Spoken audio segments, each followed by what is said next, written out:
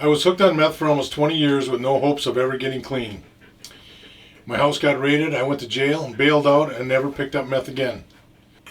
In this episode, I will share with you how I navigated my recovery from one of the nastiest street drugs while having no cravings, urges, and limited withdrawal symptoms.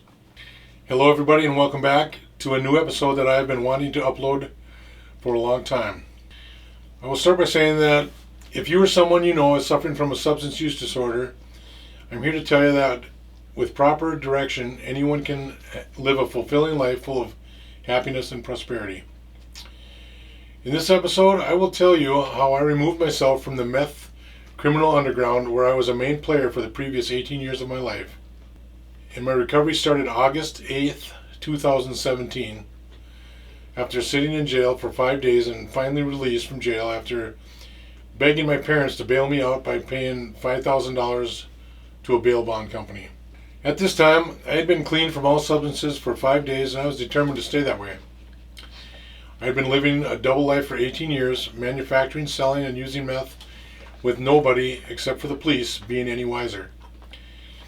5 days before that day, I was being tackled in my driveway while my 10-year-old son watched in horror, along with my mother and father watching from next door, who were clueless as to why their son was being cuffed and stuffed and then hauled away.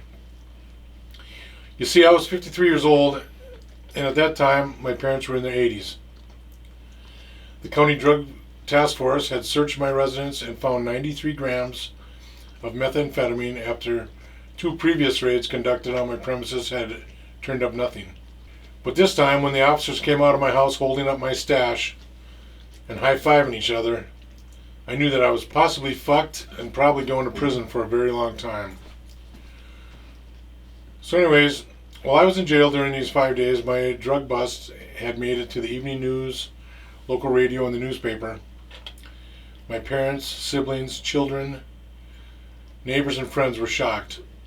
Even my using friends were shocked because I had dealt drugs for so many years without getting caught. The funny thing was that everybody was shocked except for the police and myself. A famous stoner once said, his name was Bob Marley, he said, "You never know how strong you are until being strong is the only choice you have." So there I was, sitting in jail, wondering what the hell I was going to do next. The day that I dreaded but was expecting finally came. And eventually, thanks to the media, my parents, my 3 siblings, and my 4 children, and all the neighbors finally found out what was going on. But while in jail, I realized that I had no longer had anything to hide, and that I figured everybody knew, and that in a way provided me with a clean slate. The first thing I had to do was get the hell out of jail. So on the wall next to the telephones in jail, there was a sign with at least 20 different bail bonds companies.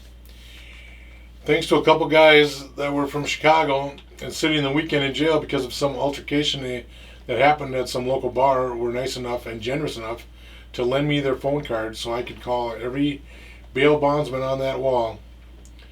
And then I promised them when I got out I would put $50 on their books, and so they agreed to it, which in turn made my mom and dad's phone ring off the hook. Dad finally answered the phone, and I told him that I had $5,000 to pay him back if he would bail me out, and I begged him. I was not lying to him, and I made up my mind that I was never going to lie to anybody again. And with that, my first rule of recovery was born. Rule number 1. I will be totally honest. I will become an open book. Lying by omission is also prohibited. So eventually my father talked my mother into letting me get bailed out of jail. She was pretty pissed. I still think she wanted me to rot in prison. Which brings me back to the beginning point of my recovery and being able to walk out of jail and going straight to the bank to pay back my dad the $5,000 he used to bail me out. And now I was completely broke. So I'm going to stop right here and explain a few things. August 8th, 2017 was the beginning of my recovery, and August 3rd was the first day of being clean. Now the difference is I don't count the 5 days in jail as being county jail. I don't count the 5 days in county jail as being the beginning of my recovery, because in county jail you can't get a hold of any drugs. So staying clean in jail is fairly easy because nobody had a choice. Now if I spent 1 year in prison and I was clean the whole time, I would definitely count that as my recovery, because in prison you can get drugs anytime you want. I'll explain at a later date why my thinking this way was important.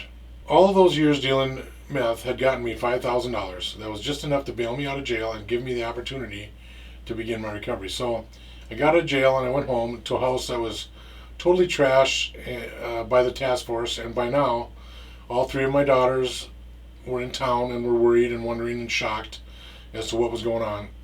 To this day, I still don't remember how I felt. I was still in shock myself.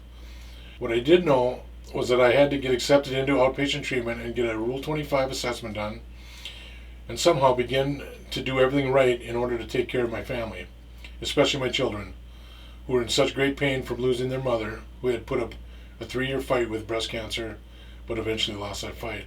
I reassured everybody that I had everything under control and that I would never use meth again and that I was sorry.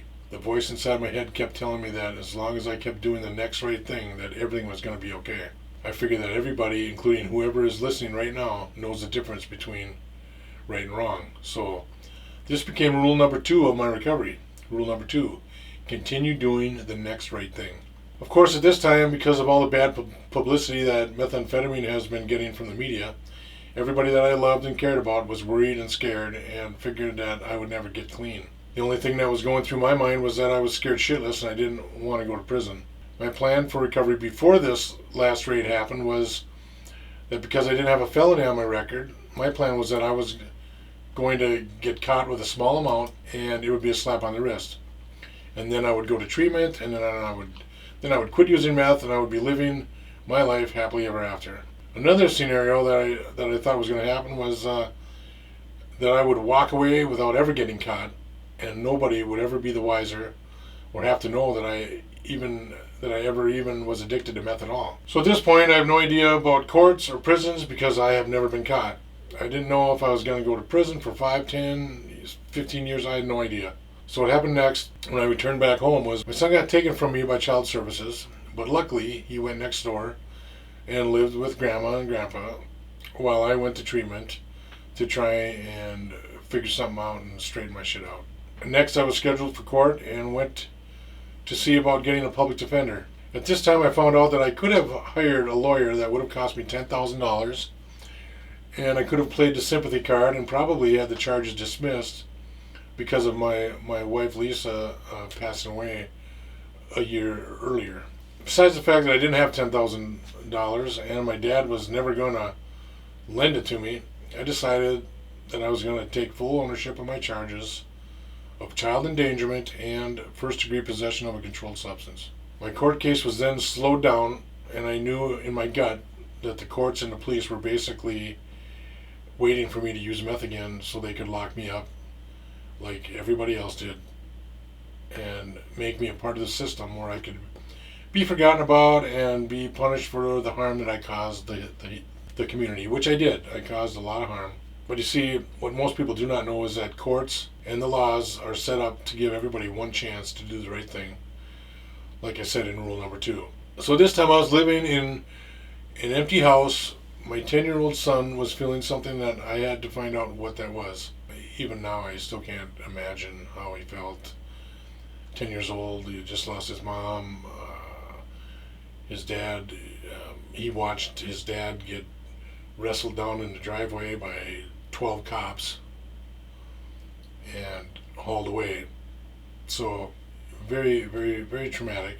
I mean, me getting tackled in my driveway wasn't even remotely traumatic compared to having his mother die in front of and his 3 sisters and me.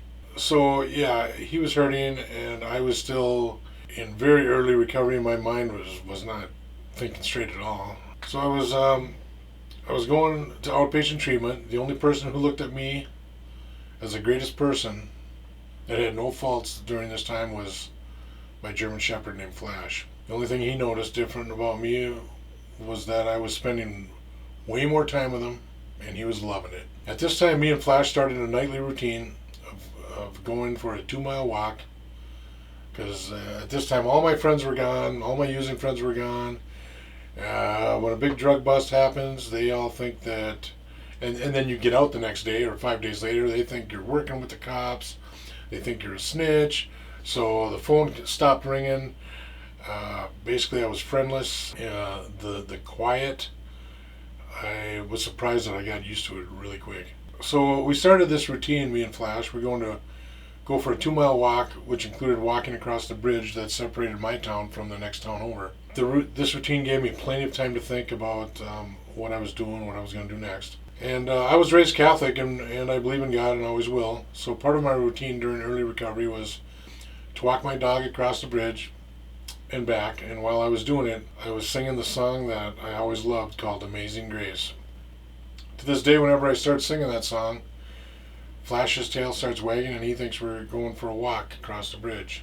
So at this time, treatment was going along fine. I actually enjoyed it. I showed up 15 minutes early every day. I was kind to everybody. I tried to help with whatever I could. I was luckily able to ride my gas-powered bicycle like many other tweakers in town. At this point, the thought of using meth, again, wasn't even entering my mind. I had too much to live for, my children were desperately needing me, and that fueled my motivation. The thought of staying clean but continue to deal meth did cross my mind. And in fact, I got a phone call one time, and it was my dealer's girlfriend, and she said to me, "Are you home?" I said, "Yeah, what's up? You got some work for me?" And she says, "No, but you owe us some money." I'm like, "What?" She goes, "Yeah, you owe us $2,800. And I said, "No," I said, "You can get it from the people who stole it from me," which was the police. And she seemed kind of pissed. I just told her, like everybody else does, charge it to the game. Hung up on her. Never heard from her ever again. So yeah, I thought about dealing meth and still being clean. I knew at the time I'd make a lot more money, but that was squashed at my next court hearing. So I went to court. They set me up with the Department of Corrections to do weekly drug testing and made it clear that I had to be law-abiding in order to stay out of jail. So, rule number 3, continue to be law-abiding in every way, shape, or form to the extreme, which means even if I found a $20 bill outside of a convenience store laying on the ground, I would pick it up and bring it inside and give it to the cashier, because with all the cameras, video cameras, and I wasn't taking any chances at all. I couldn't have a bad thought, a wrong thought in my head, any kind of a thing that would get me in trouble or get me, because my probation said if I talked to a cop, I had to let my probation officer know. So no way, I wasn't going. I mean, I didn't even go to convenience stores. Eventually, when I got my driver's license back, I didn't get I got my gasoline at 10 in the morning, and I was home in bed by 9, because I knew that at 10 in the morning I was never going to run into any other tweaker to tempt me, and I was in bed before 10 when they basically woke up and started going on missions all over town or whatever. So with the 3 rules in place, I still had no idea of how to act while being clean and sober, or what I was going to do next. I was totally clueless as what my future looked like, what to do next, or my day-to-day routine, or I couldn't really see further than a couple days. You know, they always say you got to live in the moment, but I really had no idea of what was going to happen next week. So living in the moment was easy too, because I couldn't help it, because I was stuck in the moment. And I'm going to stop right here, because for some reason I'm feeling mentally drained from talking about this, because it was really such a hard time in my life. But if you are enjoying my recovery story so far, I would really appreciate it if you would subscribe to my channel or leave a like or a comment, because if you do, my recovery story goes out to more and more people. It just might inspire someone to stay clean or sober for one more day. Come back next week when I continue my recovery story, and I will share something that happened to me by accident that gave my recovery perfect direction and provided me with the key to always making the right decision. From that point on, I never made a bad decision. And how I discovered this was by total accident, like I said. And I will share that with you next episode. And because of discovering this, I knew that my life was changed forever. It basically took the cravings away, urges away, and it's going to blow your mind. So we'll see you next time. God bless, and have a good night.